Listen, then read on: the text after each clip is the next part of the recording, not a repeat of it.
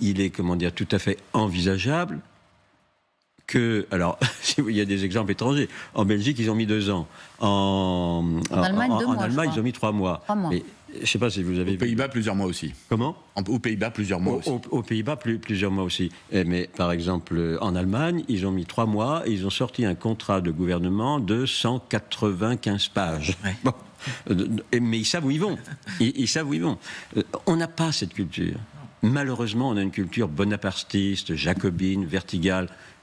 Moi, j'en ai marre, excusez-moi, le côté laissez-vous aller, monsieur de l'affaire, mais il faut qu'on apprenne que un compromis n'est pas une compromission.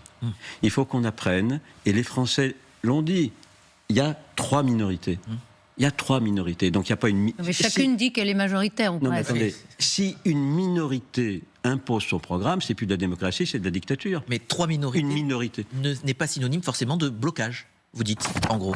3 minorités, ça veut dire que, si vous voulez, ces minorités doivent, pour permettre à l'État de fonctionner, trouver des accords minimum, je dirais au moins pour 1 an, puisque le président de la République retrouvera dans 1 an son droit de dissoudre s'il n'est pas content de... Alors, il y a un bloc qui se dit d'ores et déjà majoritaire, c'est le nouveau Front populaire. Je voulais vous soumettre ce qu'a dit Jean-Luc Mélenchon au lendemain des élections sur l'abrogation de la réforme des retraites. Il a dit, on peut le faire par décret. On l'écoute, c'était hier soir. Le nouveau Front populaire appliquera son programme. Rien que son programme, mais tout son programme. Dès cet été, les mesures prévues par ce programme peuvent être prises par décret sans vote. L'abrogation de la retraite à 64 ans. Donc c'était dimanche soir, en On peut effet. le faire, effectivement, sans décret. Réponse, non. Oui.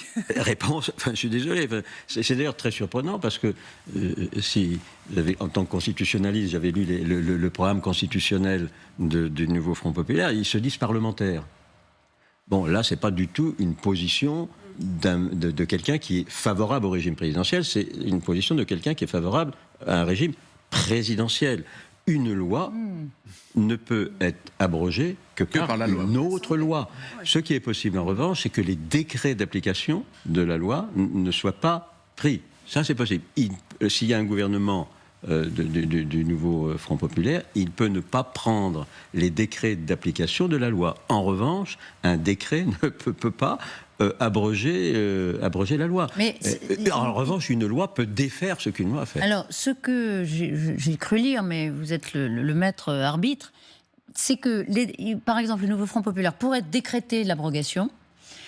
Le Conseil constitutionnel prendrait un peu de temps pour dire non, vous n'avez pas le droit, mais pendant ce temps-là, le décret court. Et défait une certaine partie de la loi. C'est faux, ça ? Mais on peut... Enfin, encore une fois... Imaginez, il décrète en Conseil des ministres, pas besoin de la signature du président, on abroge la réforme des retraites. Qu'est-ce qui se passe concrètement ? Ce qui se passe concrètement, c'est que vraisemblablement, le gouvernement sera... Il y aura une motion de censure et le gouvernement sera immédiatement renversé. Ce qui se passe, c'est qu'il y aura un recours devant le Conseil d'État.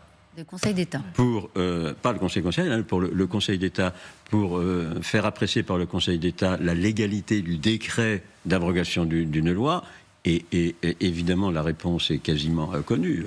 Un décret ne peut pas abroger une loi. C'était élémentaire. Il n'y a pas la signature du président de la République sur un décret. Pas sur ce décret. Alors, pas sur tous les décrets, ça dépend si c'est un décret en Conseil des ministres ou si c'est un décret d'application du Premier ministre. En l'espèce, ça pourrait être un décret simple du Premier ministre. En revanche, pour adopter une motion de censure, il faut obligatoirement les voix du Front National, du Rassemblement National. Ça risque de poser un problème politique, notamment à Ensemble. Ah ben oui, ça pose un problème politique, mais si vous voulez, il faut une majorité absolue quand on dépose une motion de censure, c'est-à-dire tous les députés doivent se déplacer pour voter.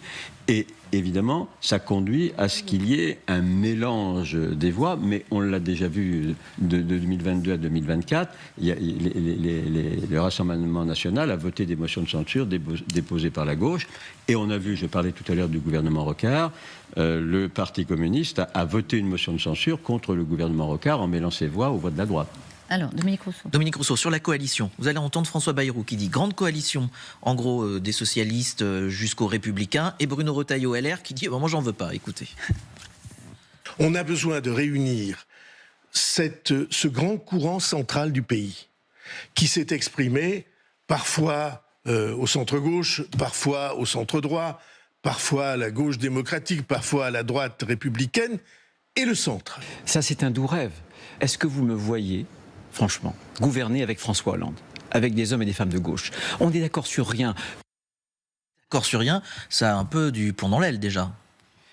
Oui, non, mais c'est normal que ce soit des déclarations comme ça avant, avant négociation, avant discussion. En Allemagne et dans tous ces pays, c'est pareil. Avant de faire une coalition, on dit non, jamais je ferai. Bon, et puis après, on fait. Le problème que ça pose, si vous voulez, de manière directe ou indirecte, c'est la question du mode de scrutin. Il ne faut pas oublier, et ça, je pense qu'on ne le dit pas souvent, si on avait le scrutin à l'anglaise, c'est-à-dire un tour, uninominal à un tour, oui. Bardella serait Premier ministre. Ça, on l'oublie, hein.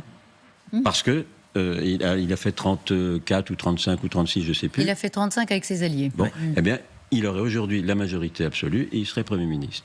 S'il y avait la proportionnelle, eh bien, les socialistes, les écolos seraient indépendants de LFI et pourraient donc adopter une stratégie différente.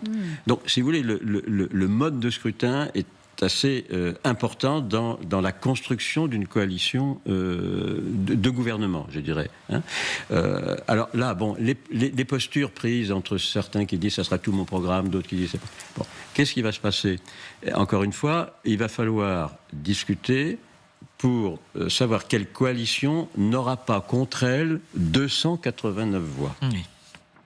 Donc on peut imaginer effectivement la position de François Bayrou, qui doit être aussi celle de Raphaël Glucksmann ou d'un certain nombre de Jérôme Goetz, d'un certain nombre de socialistes. C'est effectivement une alliance, je dirais à l'allemande, les socialistes, les écolos, certains Modem, certains Renaissance, et qui n'auraient pas contre eux 289 voix, parce que Horizon s'abstiendrait, parce que, etc. Arithmétiquement, c'est déjà extrêmement limite. C'est très très juste. Hein. Alors, oui et non, encore une fois, si vous voulez, le problème n'est pas d'avoir 289 voix. Mais de ne pas avoir l'opposition des 289. C'est pas la peine. Mais c'est possible avant la rentrée, tout ça, vous pensez? Avant la rentrée parlementaire? Non. De septembre, hein, pas la rentrée parlementaire. Je dirais qu'on va le voir avec l'élection du président ou de la présidente de l'Assemblée nationale. Connaître les groupes déjà. Le 18 juin. Le 18 juillet. Dans la mesure où, si vous voulez, aucun groupe n'est en mesure d'imposer son candidat. On retrouve cette idée qu'il n'y a que des minorités. Donc il va bien falloir qu'il y ait des alliances qui se constituent. On va se parler. Va se parler, des alliances qui se constituent pour élire le ou la présidente, dans la mesure où ni le Front populaire, ni Ensemble, ni RN ne peut désigner un candidat. Il faudra qu'il passe des alliances. Avec qui?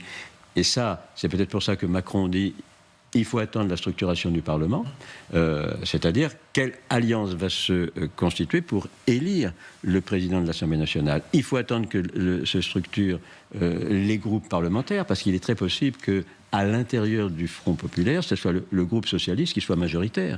S'il y a des LFI qui s'en vont et qui créent un groupe, etc. Donc, évidemment, tout va changer. Si c'est le Parti socialiste qui est majoritaire à l'intérieur de l'alliance de gauche, l'ouverture d'un gouvernement, disons.